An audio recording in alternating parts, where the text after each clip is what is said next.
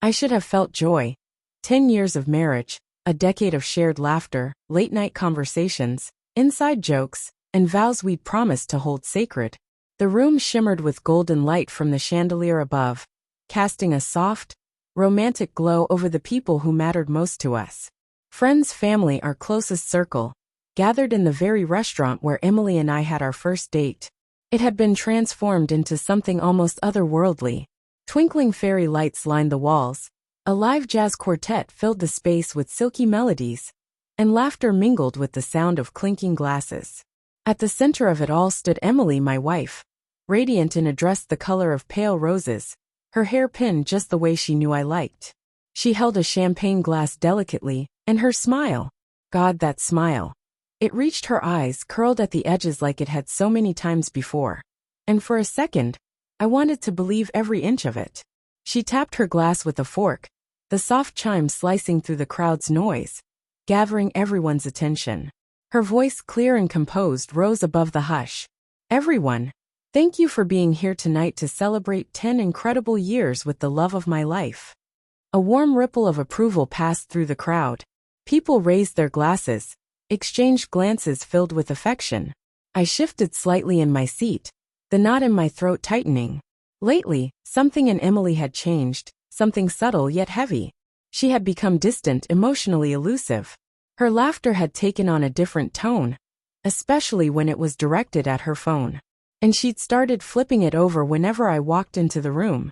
At first, I told myself not to overthink. Every couple has their off days. But when the quiet becomes a pattern, you start to notice it in everything. In the way she kisses you goodnight, without really looking at you. In the silences stretched just a little too long. Still, I pushed those thoughts away. This night was about love, about everything we'd built. Emily continued, her voice softening. Marriage isn't just about the easy days. It's about weathering storms, holding on when everything tries to pull you apart. I love you more now than I did the day we said I do. Applause burst out. Glasses clinked. A few people even stood and whistled playfully. I raised my glass mechanically, barely feeling my fingers wrap around the stem. Then the screen behind her flickered. All evening it had looped through old photos. Us on sunlit beaches, our first Christmas together, messy pancakes on Sunday mornings. But now, something new bled across the screen. Words. Messages. The moment was so surreal that at first, people didn't register it. A few chuckled, thinking maybe it was part of some funny toast. But I saw her face. I knew that face. The way her smile vanished. The tremor in her hands. The wine glass slipping from her fingers and crashing to the floor. Shards glinting under the soft lights like tiny jagged truths. On the screen. Emily, I miss you. When can I see you again? Asterisk asterisk. Soon. You won't suspect a thing. Asterisk asterisk. God, I can't stop thinking about you. I couldn't breathe. The murmur in the room turned into a wave of shifting chairs, awkward glances, whispers thick with discomfort. A waiter froze mid-pour. The jazz band had gone quiet. Emily turned toward me, her lips parted, eyes wide and shimmering with a panic that hadn't yet found its words. Alex, I rose. I don't even remember pushing the chair back, just the scraping sound as it toppled. My heart was beating so fast it drowned out everything. The voices, the music, the chaos. She stepped forward. It's not what it looks like. I backed away. Then what is it, Emily? My voice came out low. Too calm. Too controlled.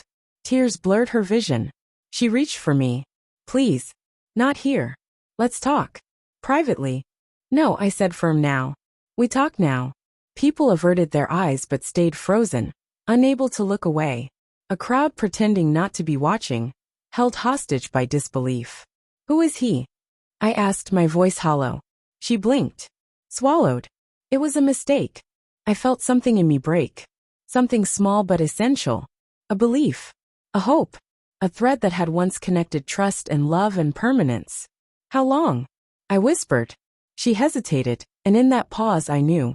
6 months, she finally said. The words slammed into me like a truck. I let out a bitter laugh, sharp, disbelieving. 6 months, I repeated. And you stood here tonight telling everyone how much you love me. I do love you, she said quickly, as if saying it would make it true. No. I replied, shaking my head. You love the idea of me. Of this. I gestured around the room. This performance. Alex, please. Let's just leave. Just you and me. We can talk. I looked at her for a long moment, and then I said it. The sentence that ended everything. I think we're done here.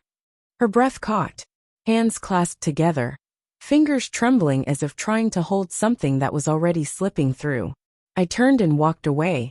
Through the stunned silence, past the shattered glass, the flickering screen. The people who had come to toast our love, and instead witnessed its funeral. Outside, the night air struck me cool, grounding. I inhaled deeply, my lungs burning with the weight I'd held for far too long. My hands trembled. My chest ached. It should have hurt more, maybe it would later. But right then, beneath the glow of the streetlights, I felt something unexpected. Relief. Not because it didn't matter. It did. It always would. But because for the first time in months, I wasn't guessing.